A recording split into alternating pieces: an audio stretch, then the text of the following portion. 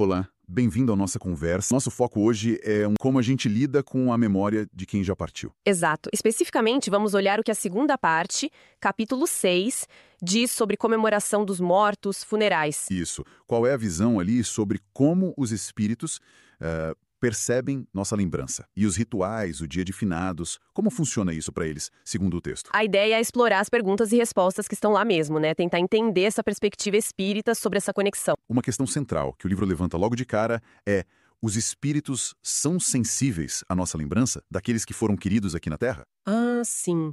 E a resposta do texto é um sim bem enfático. Diz que eles são sensíveis e muito mais do que a gente geralmente imagina, sabe? Mais do que imaginamos? É. Essa lembrança afetuosa, o pensamento direcionado seria uma fonte de alegria para eles. Aumenta a felicidade deles lá. Nossa. E o contrário também, o esquecimento, a indiferença. Isso é sentido. Serve até como uma lição, uma reflexão para o espírito. Mostra que os laços continuam, né? Não acabam com a morte. Entendi. Essa ideia da conexão que permanece é forte. E isso leva direto para a questão do dia de finados, claro. Essa data, ela tem uma solenidade maior para os espíritos? O livro comenta se eles gostam de ver o pessoal reunido nos cemitérios. Olha, a perspectiva que o texto traz é um pouco diferente do que talvez a gente pense. Como assim? Ele indica que os espíritos atendem ao chamado do nosso pensamento em qualquer dia.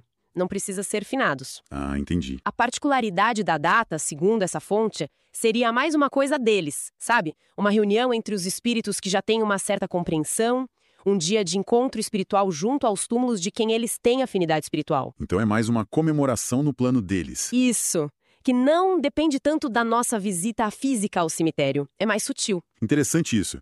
Quer dizer que a nossa ida ao cemitério não é o principal. E aquelas multidões que a gente vê em finados, isso tem algum efeito especial nos espíritos que vão lá? Exato, a ênfase não está na presença física em massa. O fascinante na abordagem do texto é que os espíritos seriam atraídos pelo pensamento individual. Aquele pensamento direcionado, sabe? Ah, o pensamento de cada um. Responderia ao chamado mental, sincero, de um amigo, de um familiar. A conexão é descrita como mental, afetiva. Independe da quantidade de gente ali no lugar físico. É a qualidade da intenção, né? Entendi. Foco total na intenção, no sentimento individual. Mas aí surge outra dúvida.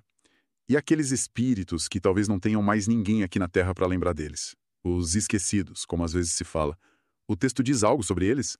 Eles também vão a esses locais em dias como finados? Sim, o livro aborda isso. E afirma que sim, mesmo esses espíritos comparecem. Mesmo os esquecidos? Mesmo os que não são lembrados por ninguém que ainda está aqui. A explicação sugere que eles podem sentir uma certa melancolia, talvez um pesar meio vago ao ver que ninguém dirige um pensamento específico para eles ali. Puxa. Mas ainda assim, eles são atraídos para esses locais nesse dia. Talvez pela energia geral de lembrança que se forma, pela egrégora, como se diz. Entendi. Bom, vamos passar então para os aspectos mais concretos, digamos assim. Os rituais.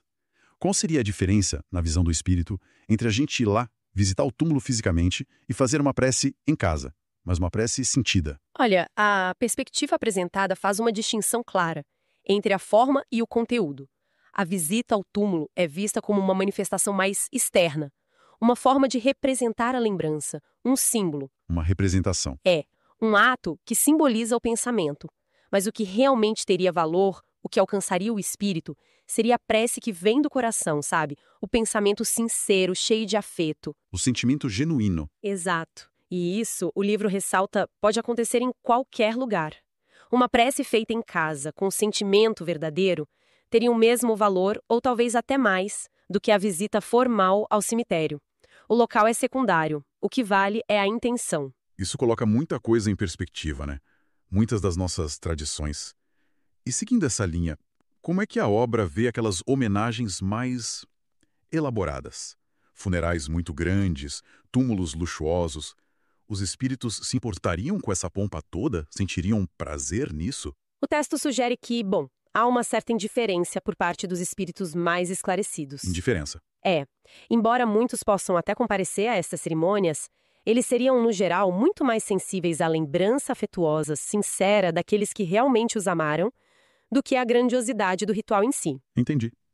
O sentimento vale mais que o espetáculo. Justamente. Há uma indicação bem clara de que, via de regra, os espíritos dão pouca importância para as honras aqui da Terra. A perspectiva deles se amplia depois da morte, né? Eles se conectam mais com o universo, menos com as convenções e valores só materiais do nosso planeta. A vaidade terrena meio que perde o sentido. Aqui é onde fica realmente interessante pensar nessa mudança de perspectiva.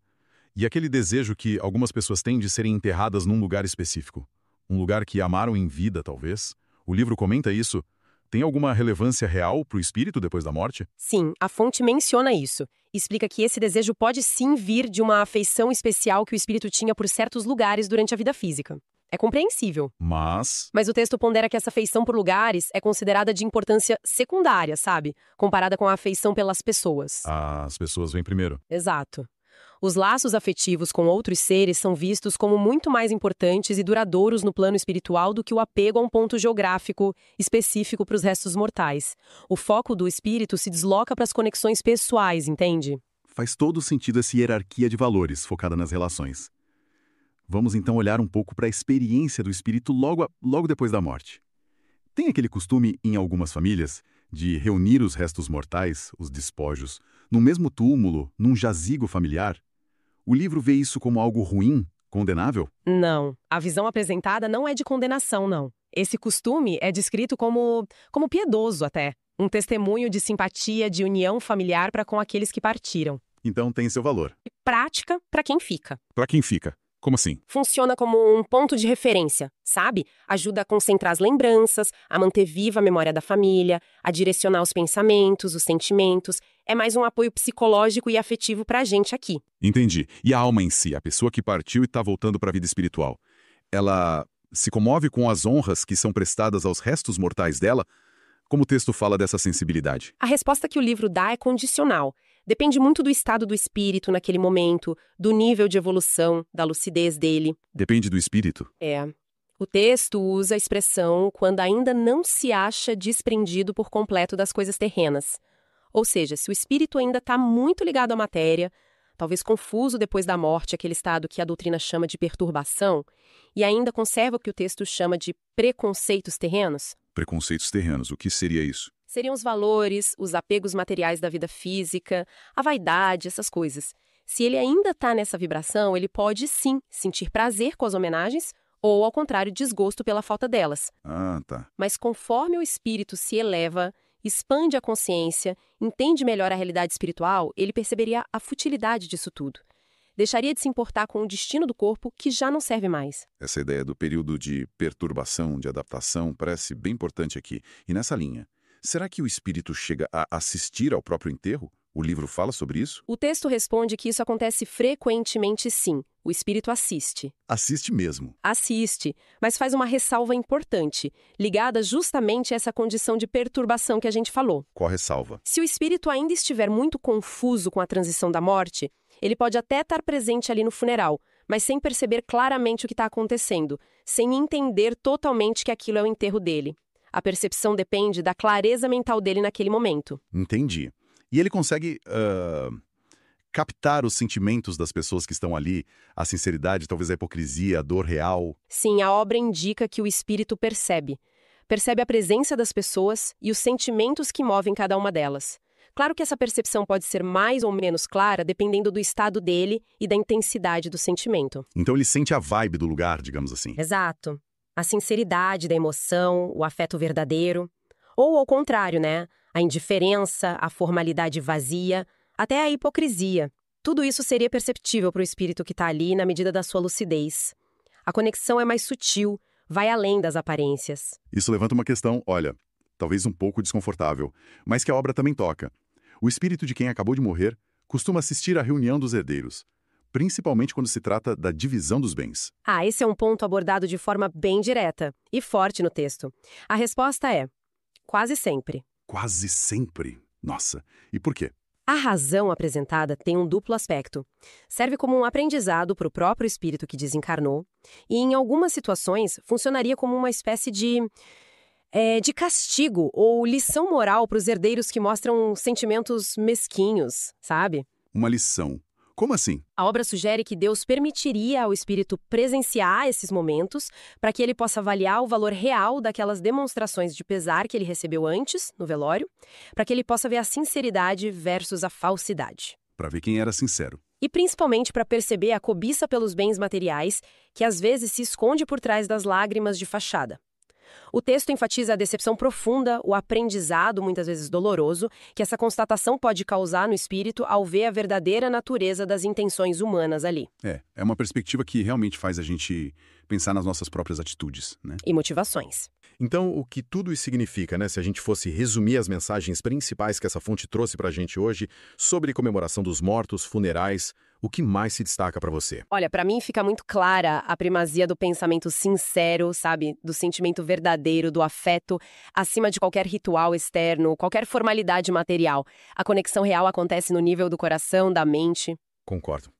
E também a ideia da continuidade, né? A consciência continua, o aprendizado do espírito continua depois da morte, aprendendo inclusive a observar a gente aqui, nossas intenções. Exatamente. E acho que essa análise toda nos leva a pensar que a forma como a gente cultiva nossos pensamentos e sentimentos em relação a quem partiu pode ter um impacto muito mais direto, mais significativo do que os atos exteriores que a gente pratica. Com certeza. A ênfase recai na qualidade da nossa lembrança, na sinceridade do afeto, na constância dessa ligação mental. Isso nos leva a uma reflexão final, talvez, um pensamento para cada um levar consigo. Como é que essa compreensão, essa perspectiva apresentada aqui nessa fonte, poderia influenciar ou talvez até mudar a maneira como cada pessoa escolhe lembrar ou honrar alguém querido que já se foi? Para além dos costumes, dos rituais estabelecidos, que formas mais autênticas, mais significativas de conexão poderiam surgir a partir disso?